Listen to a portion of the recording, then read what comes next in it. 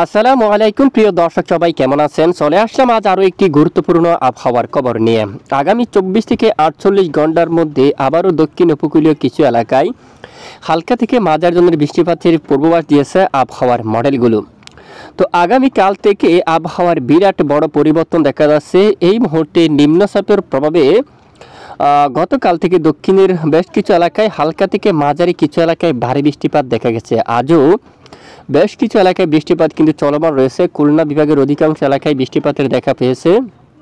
বরিশাল বিভাগের অনেক এলাকায় বৃষ্টিপাত দেখা গেছে। আজ সবটুকু এলাকায় আকাশ প্রচ্ছন্ন মেঘাচ্ছন্ন অবস্থা রয়েছে। মাদারীপুর থেকে শুরু করে ঢাকা বিভাগের দক্ষিণ উপকূলীয় এখানে দক্ষিণের বেশ কিছু এলাকায় আকাশ প্রচ্ছন্ন মেঘাচ্ছন্ন, উত্তরে আকাশ মেঘাচ্ছন্ন রয়েছে, তবে দক্ষিণে বৃষ্টিপাত দেখা যাচ্ছে। চাঁদপুর থেকে শুরু করে কুমিল্লা, বেলুনিয়া, ফেনী, নোয়াখালী হালকা মাঝারি বৃষ্টিপাত হচ্ছে। সন্দ্বীপ, হাতিয়া, রামগতি, তজুমুদ্দিন অনেক এলাকায় মাঝারি থেকে ভারী বৃষ্টিপাত দেখা গেছে। রাতে অনেক এলাকায় বৃষ্টিপাতের সম্ভাবনা রয়েছে। রাঙ্গামাটি, কাপ্তাই, লক্ষ্মীছড়ি, চট্টগ্রাম, খাগড়াছড়ি, বেলুনিয়া, কুমিল্লা, ফেনী, নোয়াখালী এই সবটুকু এলাকায় বৃষ্টিপাতের সম্ভাবনা। আগরতলা সহ ত্রিপুরার বেশ কিছু এলাকায় রাতে বৃষ্টিপাতের সম্ভাবনা রয়েছে এবং চাঁদপুর, মোলাদি, গোপালগঞ্জ, বাগেরহাট, খুলনা এখানে অনেক এলাকায় মাঝারি থেকে কিছুটা ভারী বৃষ্টিপাতের সম্ভাবনা রয়েছে। এবং আগামীকাল ধীরে ধীরে বৃষ্টির মাত্রা কিছুটা কমতে পারে। আগামীকাল মূলত 3 আগস্ট নাগাদ বৃষ্টির মাত্রা কিছুটা কমতে পারে। নিম্নচাপটি ধীরে ধীরে সরাসরি মধ্য ভারতের উপর চলে যাচ্ছে, যার জেরে সেখানে মাঝারি থেকে প্রবল বেগে ভারী বৃষ্টিপাত থাকার সম্ভাবনা। দেখুন, এখানে মাঝারি থেকে প্রবল বেগে ভারী বৃষ্টিপাত থাকার সম্ভাবনা রয়েছে। বাংলাদেশ থেকে তুলনামূলক বৃষ্টির মাত্রা অনেকটাই কমতে পারে।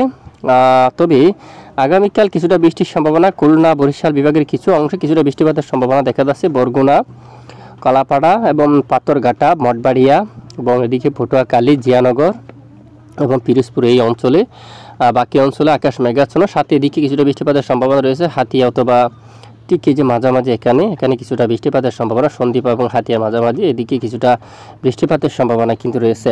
এবং আর কোন কোন দিকে বৃষ্টিপাতের সম্ভাবনা? উত্তরবঙ্গের দিকে যদি আমরা একটু দেখি, তুলনামূলক বৃষ্টির সম্ভাবনা অনেকটাই কম দেখা যাচ্ছে। আগামী 3 আগস্ট নাগাদ থেকে বৃষ্টির মাত্রা অনেকটাই কমে আসার সম্ভাবনা কিন্তু দেখা যাচ্ছে। এরপরে আগামী রবিবার 4 তারিখ নাগাদ আবারও কিছুটা বৃষ্টিপাতের সম্ভাবনা রয়েছে, হালকা মাঝারি ধরনের। সেটি কিন্তু সমুদ্র অঞ্চলের দিয়ে হওয়ার সম্ভাবনা। এদিকে সমুদ্র অঞ্চলের দিকে বৃষ্টিপাতটি হওয়ার সম্ভাবনা কিন্তু রয়েছে। হালকা মাঝারি কিছুটা বিক্ষিপ্ত বৃষ্টিপাত থাকার সম্ভাবনা। এরপরে ঠিক 4 তারিখ নাগাদ একদম মায়ানমার অঞ্চলে এদিকে কিছুটা বৃষ্টিপাতের সম্ভাবনা। বাংলাদেশের বেশ কিছু এলাকায় আকাশ মেঘাচ্ছন্ন থাকতে পারে। তুলনামূলক বৃষ্টির মাত্রা অনেকটাই কম থাকার সম্ভাবনা। দক্ষিণ উপকূলীয় কিছু এলাকায় হালকা বিক্ষিপ্ত বৃষ্টিপাত থাকার সম্ভাবনা রয়েছে। তাপমাত্রা থাকতে পারে মূলত 30 অথবা 31 ডিগ্রি সেলসিয়াস। তবে ঢাকা থেকে শুরু করে এখানে বিভিন্ন স্থানে 32 ডিগ্রি সেলসিয়াস পর্যন্ত তাপমাত্রা ওঠার সম্ভাবনা কিন্তু রয়েছে। তো এই মুহূর্তে আমরা চলে আসলাম স্যাটেলাইট ইমেজের উপর। বর্তমান স্যাটেলাইট ইমেজের অবস্থা একটু দেখুন। বাংলার বেশ কিছু অঞ্চল জুড়ে ভারী মেঘ কিন্তু রয়েছে। দক্ষিণাঞ্চলে আকাশ প্রচণ্ড মেঘাচ্ছন্ন, বৃষ্টিপাতও হচ্ছে। উত্তরাঞ্চলে আকাশ ভারী মেঘাচ্ছন্ন, হালকা বৃষ্টিপাতও হচ্ছে। আকাশ কিন্তু প্রচণ্ড মেঘাচ্ছন্ন রয়েছে। রাজশাহী থেকে শুরু করে এখানে পশ্চিমবঙ্গের বেশ কিছু এলাকায় ভারী মেঘাচ্ছন্ন আকাশ, সাথে অনেক এলাকায় বৃষ্টিপাত কিন্তু হচ্ছে। দেখুন, সবটুকু এলাকায় রাতে আকাশ মেঘাচ্ছন্ন থাকার সম্ভাবনা রয়েছে। এই যে এখানে অনেক এলাকায় মাঝারি থেকে ভারী বৃষ্টিপাত থাকতে পারে। খুলনা, বরিশাল এবং চট্টগ্রাম বিভাগের উত্তরে বেশ কিছু এলাকায় রাতে মাঝারি থেকে ভারী বৃষ্টিপাত থাকার সম্ভাবনা কিন্তু রয়েছে।